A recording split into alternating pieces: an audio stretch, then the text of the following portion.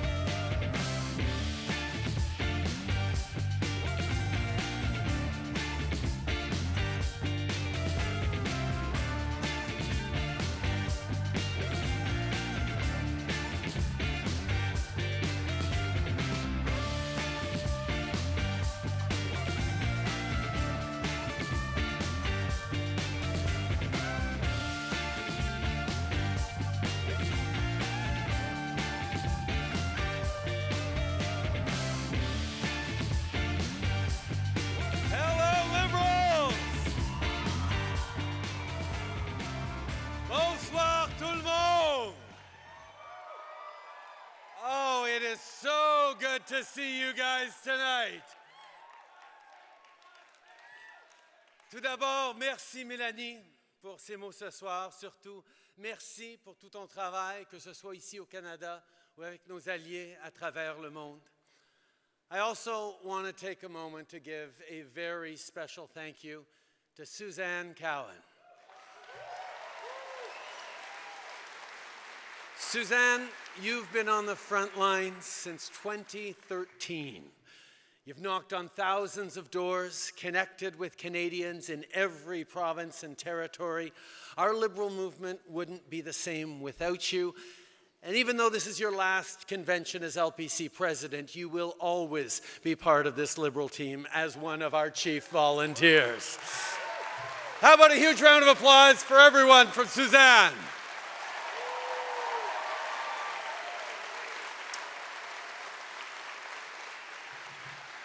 Mes amis, c'est tellement un plaisir de vous voir ici au Congrès national libéral de 2023.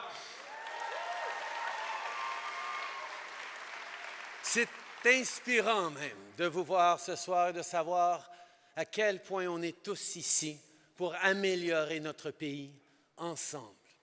Je peux vous dire comment ça fait du bien de se rassembler en personne ce soir après 5 longues années depuis Halifax.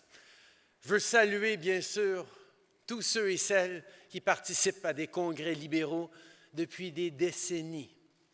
Merci pour votre dévouement au cours des années, à travers tous nos succès et nos épreuves. And of course, to everyone who's here for the first time, welcome. Actually, hang on. Just a second. Show of hands. Who's here at their very first in-person Liberal convention? Ha-ha! Now, let me tell you, your first Liberal convention is always an amazing thing. Anyone here can tell you stories from their first conventions. The friends you make today, the experiences, the memories, they'll stick with you for a lifetime. So, everybody else, let's give these first-timers a huge round of applause and welcome.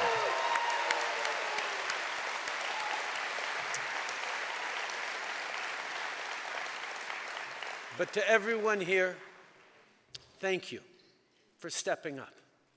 With your ideas and your enthusiasm, we will continue to make our Liberal movement bigger and stronger.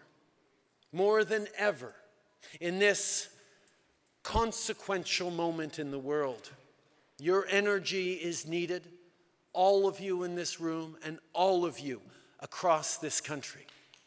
It's because of your hard work that we can continue to deliver for Canadians. For every phone call, for every door you knock, for every conversation you engage in, you make our democracy stronger. So thank you. Merci pour tout ce que vous faites.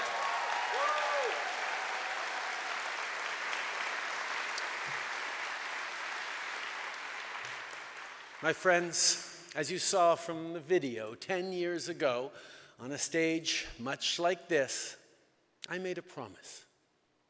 I promised that I would begin, spend, and end every day working hard for Canadians. I said I would spend every day working hard to make sure we can leave our children a better world than the one we inherited from our parents. At the time,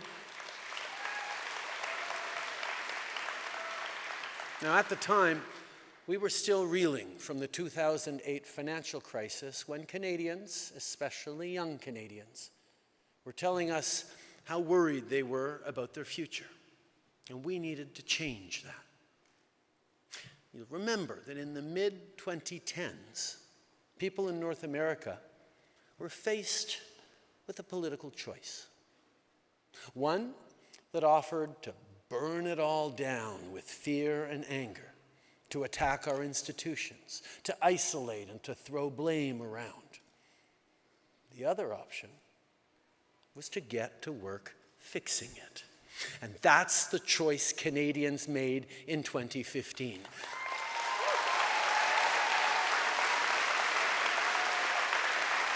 You chose hope over fear, hard work over anger, and sunny ways over cynicism.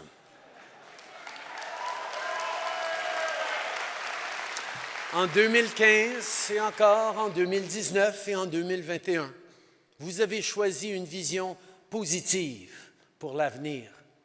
Vous avez choisi de soutenir la classe moyenne et ceux qui travaillent fort pour s'y joindre. Eh bien, aujourd'hui, on a à nouveau ce choix à faire. Et ce choix est maintenant plus important que jamais. Parce que le monde change rapidement. Parce que les gens sont de plus en plus polarisés. Parce qu'on doit affronter de nouveaux défis après une pandémie historique. Parce qu'on voit l'effet réel et terrifiant des changements climatiques. Parce qu'une nouvelle guerre en Europe menace la paix et la prospérité mondiale qu'on a connues pendant plus de 75 ans. On fait face à un amalgame de défis. This is a moment of uncertainty like none of us have ever seen in our lifetimes. And in this moment, as Canadians, as Liberals, we must remember who we are. The world is changing fast, but our top priority will always remain building a better today and tomorrow for you and for your kids. This is the foundation of everything we do.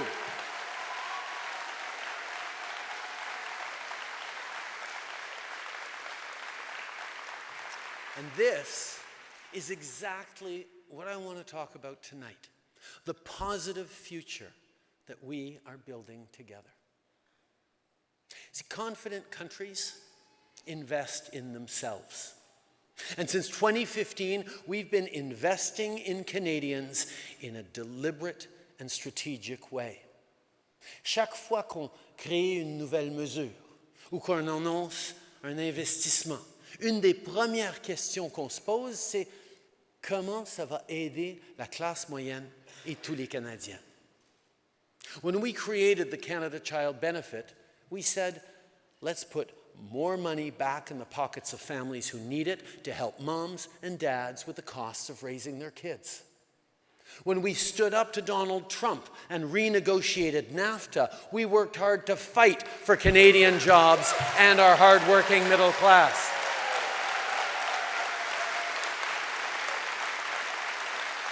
And more recently, when we invested to help ArcelorMittal Dofasco in phasing out coal-fired steelmaking, we did it because we knew that the demand for clean steel would only grow. We did it so we could secure great jobs for workers for generations to come.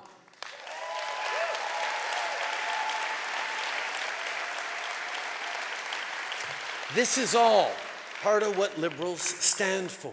This is all part of our plan to not only withstand future storms, but thrive. Les politiciens conservateurs disent qu'on ne devrait pas investir dans nos travailleurs. On l'a vu encore il y a quelques semaines quand Pierre Poilievre s'est attaqué à notre entente historique avec Volkswagen. As you know, Volkswagen will build their first North American gigafactory for EV batteries in the small town of St. Thomas, Ontario, which will create thousands upon thousands upon thousands of great jobs.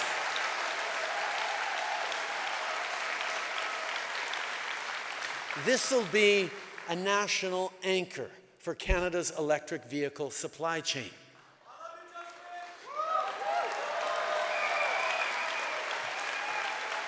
Nos travailleurs sont les meilleurs au monde. Et les compagnies à l'international le savent très bien. C'est pour ça qu'ils choisissent d'investir dans nous, dans nos travailleurs.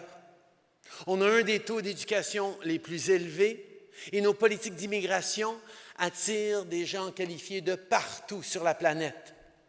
On fait croître notre économie. On lutte contre les changements climatiques et on renforce nos chaînes d'approvisionnement, tout ça en même temps. C'est ça, une vision tournée vers l'avenir. C'est ça, l'économie centrée sur le bien-être de tous les Canadiens. We're making sure that everyone benefits. And companies, but also leaders on the world stage, are noticing. When Prime Minister Kishida of Japan visited Canada, he said that he looks to what we're doing to build an economy that leaves no one behind. When we hosted Chancellor Scholz of Germany, he talked at length about our values of compassion and diversity. They know that we have the democratic values that make us reliable. We have great resources and even greater workers. But what ties this all together, what makes Canada really valuable, is we treat people with the respect and dignity they deserve.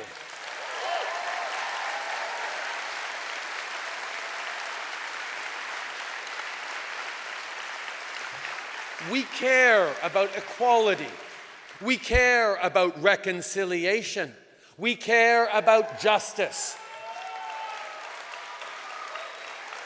It has never been more clear that everything is interwoven. But again, conservative politicians just don't get that. They don't connect the dots. They either say investing in Canadians is a waste of money, or that our policies are too woke. Too woke? Hey, Pierre Poilievre, It's time for you to wake up.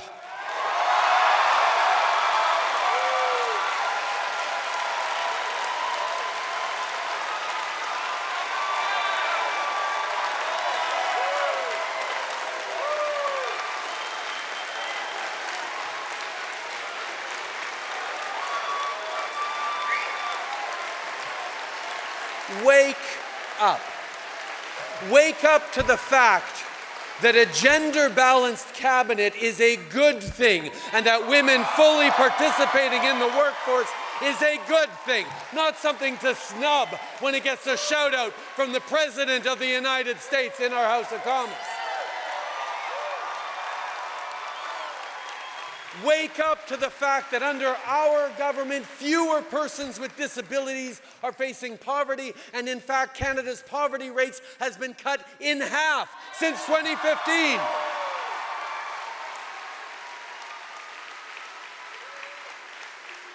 Wake up to the fact that more moms are building careers because we've made childcare more affordable.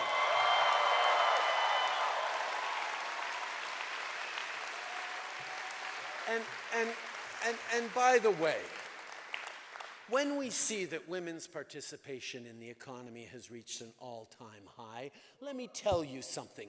$10 a day childcare is not woke policy, it's economic policy.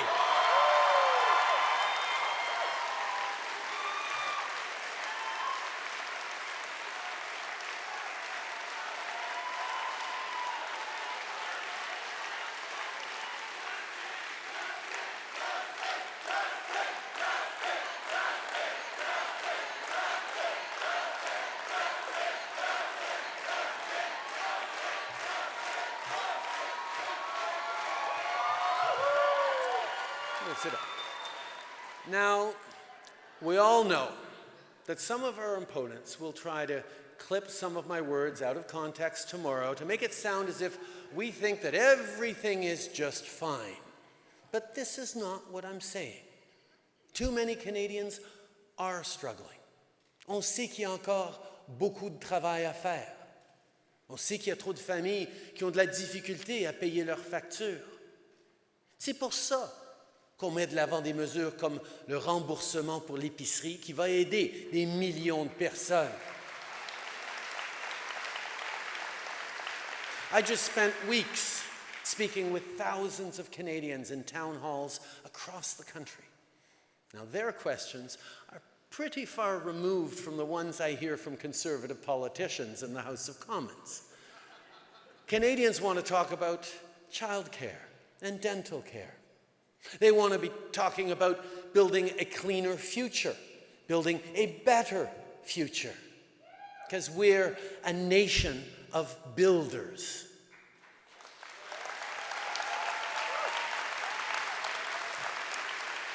Now, in February, I met with members of the Carpenters District Council of Ontario. There was a guy, Michael, a concrete formwork carpenter. He told me he and his crew had just finished building an addition to Sick Kids Hospital. He was really proud of it, and rightly so. But he also told me that sometimes he feels like the kind of skilled work that he does can be taken for granted.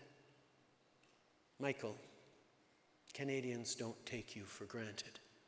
Actually, you know what? Let's show them. Everyone today in this room, please stand up.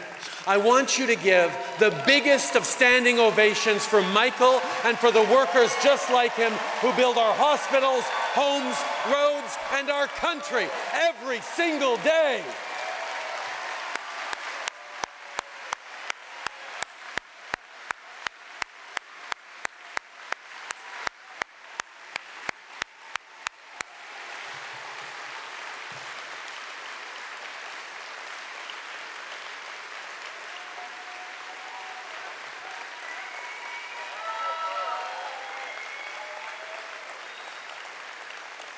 Now, workers like Michael, they spend their days building things up. And they should inspire us all. Because as Liberals, our vision is to lay a solid foundation for Canadians so they can be empowered to build up their dreams.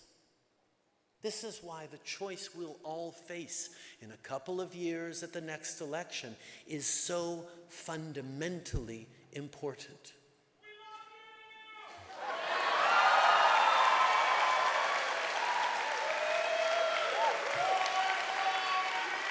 You see, we want to build things up, while Pierre Poilievre and his brokenist Conservative Party want to tear things down.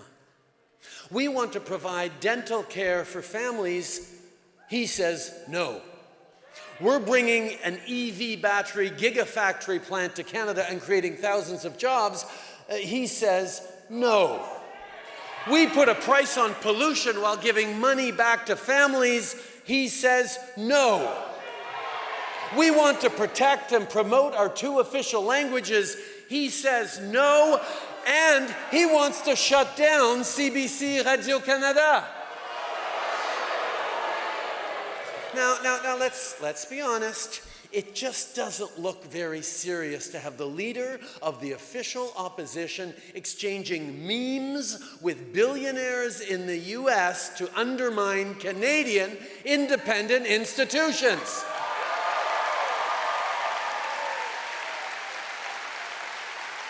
Canadians, especially in our small towns across the country, rely on the CBC for their local news. CBC Radio-Canada dessert des millions de Canadiens dans chaque coin du pays. Radio-Canada joue un rôle essentiel dans la défense et la promotion de la langue française à travers le Canada. Oui, le paysage médiatique est en train de changer et il va falloir s'adapter. Oui, c'est difficile, surtout avec la compétition des géants du web.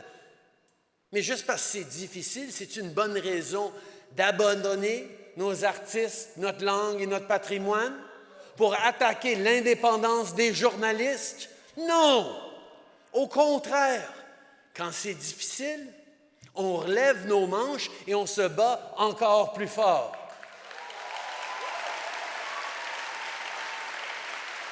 Et j'ai un message pour nos créateurs et nos artistes à travers le pays.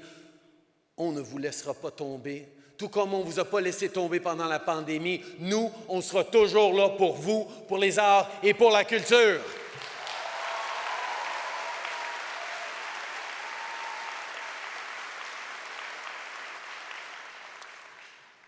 My friends, we've made progress over the years, but there's still so much work to be done. And we have to be honest and clear-eyed about it. In the past years, we've built and renovated 1.8 million homes across the country, but families still need more affordable housing. We've lifted 138 long-term drinking water advisories, but we need to continue relentlessly until we finish the job. And by the way, everywhere there's still a long-term drinking advisory left, there's a project team and an action plan in place to resolve it.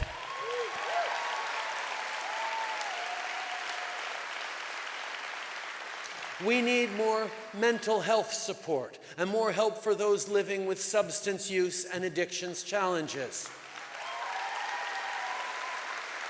So we're following the science, we're investing in healthcare, in patients, in nurses and doctors, but we know we've got to keep provinces on track to deliver results.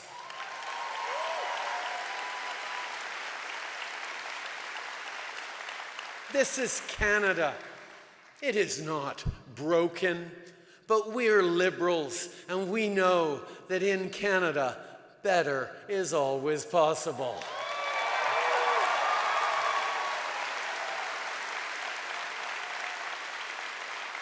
And this is why we have to be at our best. Canadians are counting on us.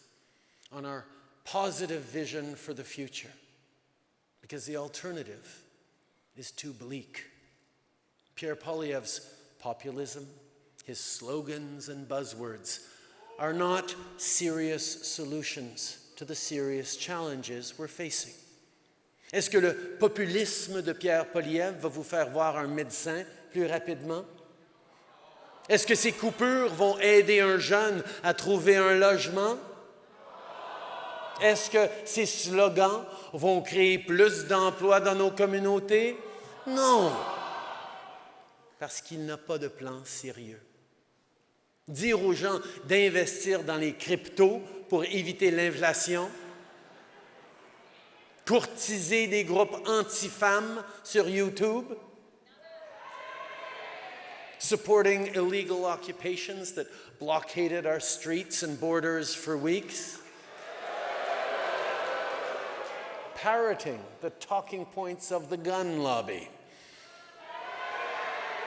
partnering with a group that said it was a myth that residential schools robbed Indigenous children of their childhood,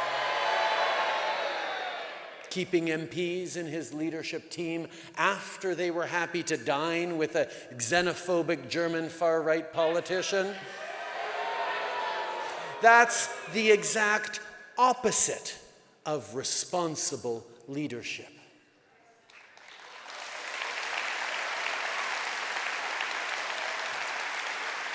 But this is what the Conservative Party of Canada has become under Pierre Poilievre. Even Aaron O'Toole knew that. Before he left, he admitted that members of the Conservative Party went deep down into the rabbit hole of conspiracy theories during the pandemic, and they show no sign of coming out.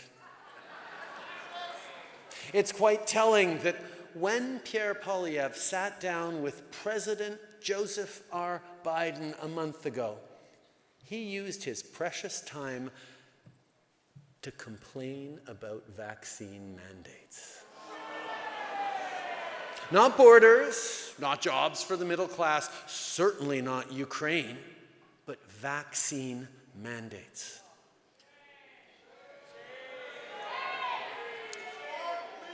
Se servir de la mésinformation et de la désinformation pour amplifier la colère, ce n'est pas une solution viable pour l'avenir.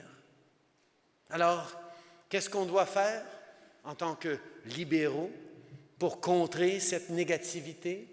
How, as liberals, do we share our positive message with Canadians?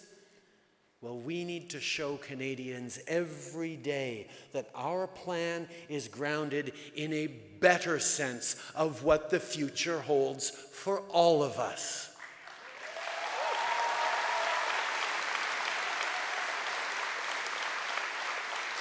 You know, you often hear me talk about creating jobs, but it's actually about so much more than just that.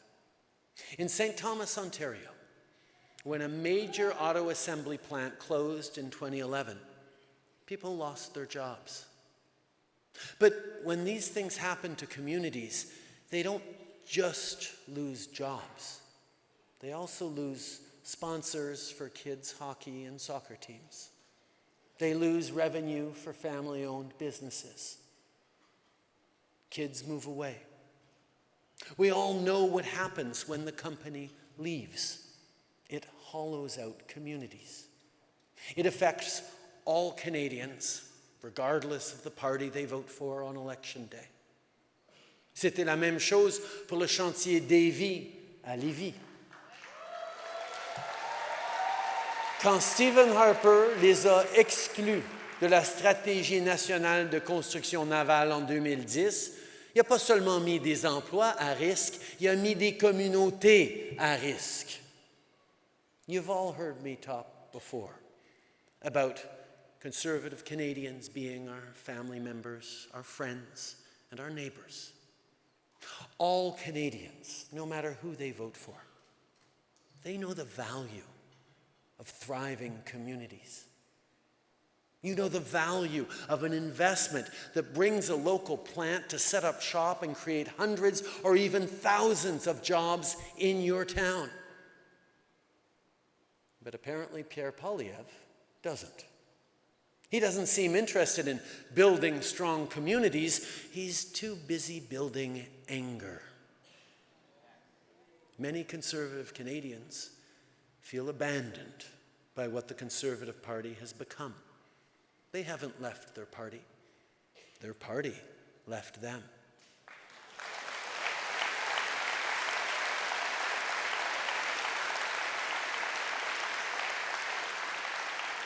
But our approach is to always be there for all Canadians. Notre mouvement libéral va continuer d'être là pour tous les Canadiens. Que vous soyez un immigrant nouvellement arrivé, que vous soyez autochtone avec des ancêtres ici depuis des millénaires, que vous soyez un producteur agricole depuis 6 générations, or a third-generation blue-collar energy worker, we are building a future for you, for your community, and for your kids.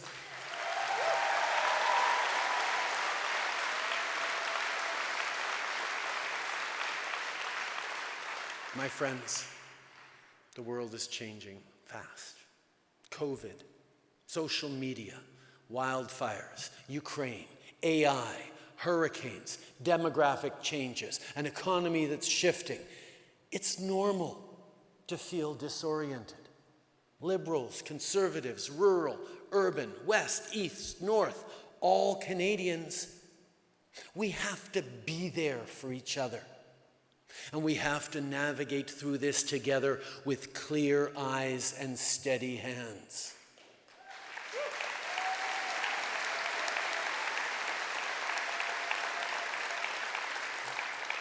When President Biden came, he said that he had never been more optimistic about the future that we are building together. This is the type of excitement we need to tap into when conservative politicians are amplifying fear, anger, and resentment. As progressives, let's be confident about what we stand for. When trolls try to bait you into their culture war talking points, don't fall for it. Instead, ground yourself in what we're working on, this great unfinished project of a nation.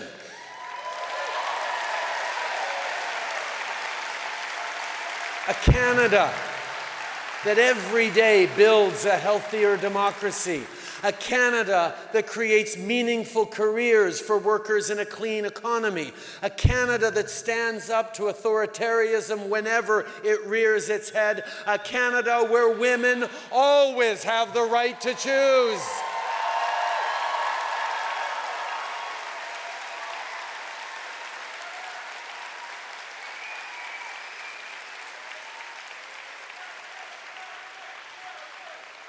Un Canada qui se fie sur les faits et sur la science. Un Canada qui prend la réconciliation au sérieux.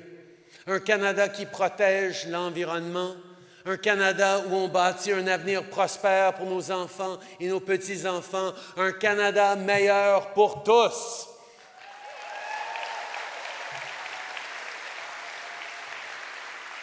Now, none of this is easy. And sometimes we get bruised up, but it's worth the fight. This great country didn't happen by accident, and it won't continue without effort. Liberals, Canadians, in these serious times, let's continue to work hard on serious solutions. And my friends, when the election comes, when Canadians need to make a consequential choice in this consequential moment, it will be the honor of my life to lead us through it and continue building a better future. So let us fight this fight together. Merci, mes amis.